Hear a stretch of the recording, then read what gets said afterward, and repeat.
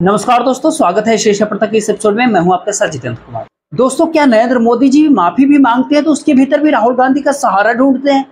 नरेंद्र मोदी ने माफी भी मांगा तो उसके भीतर भी शर्तें रख दी। और सबसे बड़ी बात कि प्रधानमंत्री नरेंद्र मोदी किस बात पर और क्यों माफी मांग रहे हैं?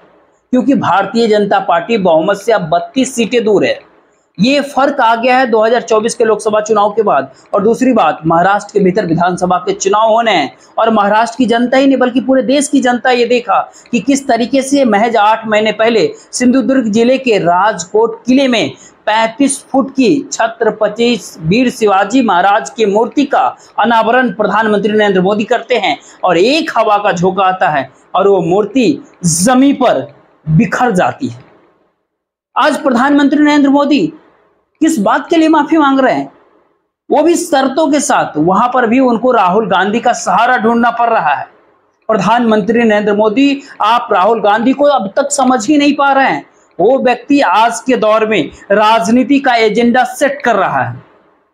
इस तस्वीर के भीतर देखिए, इस वीडियो क्लिप के भीतर देखिए कि युवाओं और बच्चों के साथ मिलकर के राहुल गांधी कॉमबैक आर्ट्स बता। राहुल गांधी कभी डीटीसी के बस में जाके बैठते, कभी मजदूरों के साथ होते हैं, कभी आपका जूता ठीक करने वाले मोची के साथ बैठकर बात करते हैं। लेकिन प्रधानमंत्री नरेंद्र मोदी अब भी उसी नकारात्मक सोच के साथ राहुल गांधी के ऊपर पलटवार करते हैं। एक स्मृति ईरानी सिरे से गायब हो गई तो किसको मैदान में उतार दिया? राहुल गांधी पे हमला बोलने के लिए कंगना रनौत को, जो आए दिन राहुल गांधी के ऊपर अश्लील बयान देती रहती है।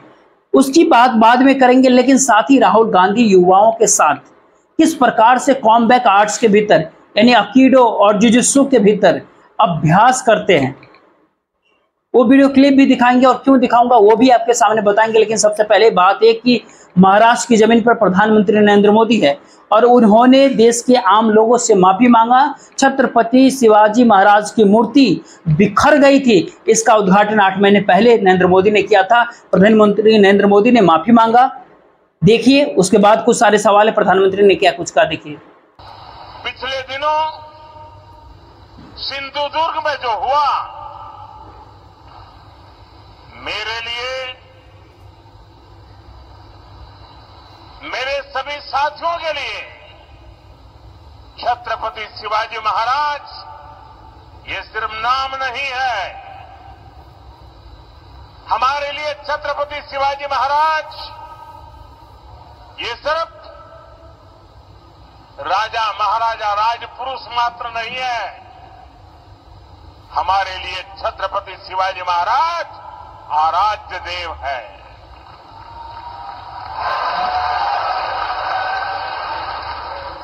और मैं आज सर झुका करके मेरे आराध्य देव छत्रपति शिवाजी महाराज की उनके चरणों में मस्तक रख के माफी मांगता हूं। विकसित महाराष्ट्र, विकसित भारत के संकल्प का सबसे अहम हिस्सा है। इसलिए पिछले 10 वर्ष हो या अभी मेरी सरकार का तीसरा कार्यकाल, महाराष्ट्र के लगातार बड़े फैसले लिए गए हैं। प्रधानमंत्री नरेंद्र मोदी, क्या इस दौर में बदल गया है? क्या कुछ हो गया कि आपको माफी मांगने की जरूरत पड़ गई? क्योंकि आपको ध्यान होगा, जिस प्रगति मैदान के अंदर एक बारिश में पानी भर गया लेकिन नरेंद्र मोदी ने माफी नहीं मांगा। उत्तर प्रदेश के जो पूर्वांचल एक्सप्रेस है वो बीच में से टूट गया, गाड़ियां धंस गई, उसके ऊपर नरेंद्र मोदी ने माफी नहीं मांगा। राजकोट एयरपोर्ट की छत तक गिर जाती है, आपने उसके लिए माफी नहीं मांगा। बेंगलुरु के भीतर जो हाईवे है उसके भीतर दरारें पड़ जाती है। ऐसे ढेर योजनाएं परियोजनाएं बता सकता हूं।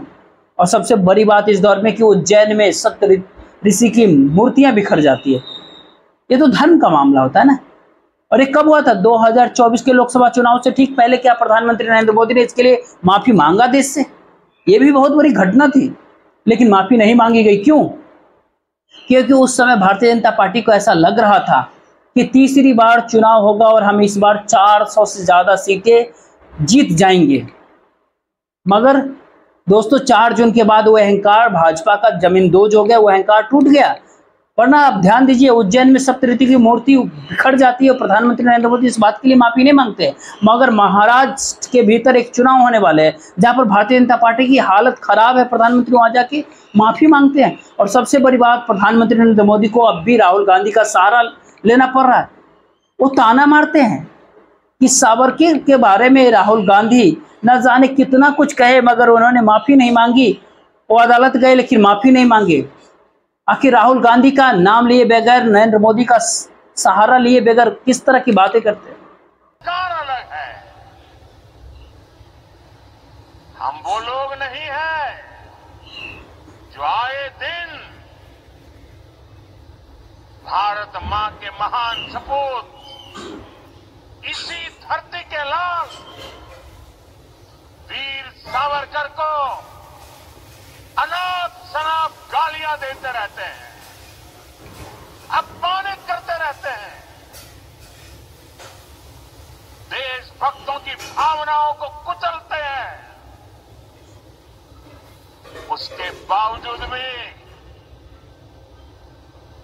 वीर सावरकर को गालियां देने के बावजूद भी माफी मांगने को जो तैयार नहीं है, अदालतों में जाकर के लड़ाई लड़ने को तैयार है, इतने बड़े महान सपूत का अपमान करके जिनको पश्चाताप नहीं हो। प्रधानमंत्री नरेंद्र मोदी पूरे सम्मान के साथ जब वो माफी मांगते हैं ना, तो शर्तों के साथ नहीं मांगनी चाहिए। शर्तों के साथ कोई भी माफी नहीं होती है। वरना आप ही सोच के देखिए, यदि आप वाकई इस सारे मुद्दे को लेकर के संजीदा थे तो आपको राहुल गांधी का सहारा लेने की जरूरत ही नहीं पड़ती। महाराष्ट्र की आम जनता नाराज है आपसे कि किस तरीके से छत्रपति वीर शिवाजी महाराज की जो गर्दन है, वो टूटी हुई गर्दन है, वो जमीन पर पड़ी हुई थी। और सबसे बड़ी बात, जहां पर ये घटना हुई वहां पे नारायण राणे ने आकर के पत्रकारों के साथ बदतमीजी किया। उनका बेटा पुलिस के साथ बहस कर रहा था। भारतीय जनता पार्टी के कार्यकर्ता आदित्य ठाकरे के ऊपर हमला बोल रहे थे। यानी अहंकार अभी भी खत्म नहीं हुआ भाजपा के भीतर से। और प्रधानमंत्री नरेंद्र मोदी आज राहुल गांधी का सहारा लेकर के माफी मांगते हैं। ये बात थोड़ी अटपटी नहीं दिखती है? एक बात, पिछले दिनों सिंधुदुर्ग में जो हुआ, मेरे लिए, मेरे सभी साथियों के लिए छत्रपति शिवाजी महाराज ये सिर्फ नाम नहीं है। हमारे लिए छत्रपति शिवाजी महाराज ये सिर्फ राजा। और आपसे फिर से कह रहा हूं प्रधानमंत्री नरेंद्र मोदी जी की सियासत को समझिए। राजनीति की दिशा बदल रही है देश में, और राहुल गांधी सही मायने में इस समय राजनीति के एजेंडे को तय कर रहे हैं।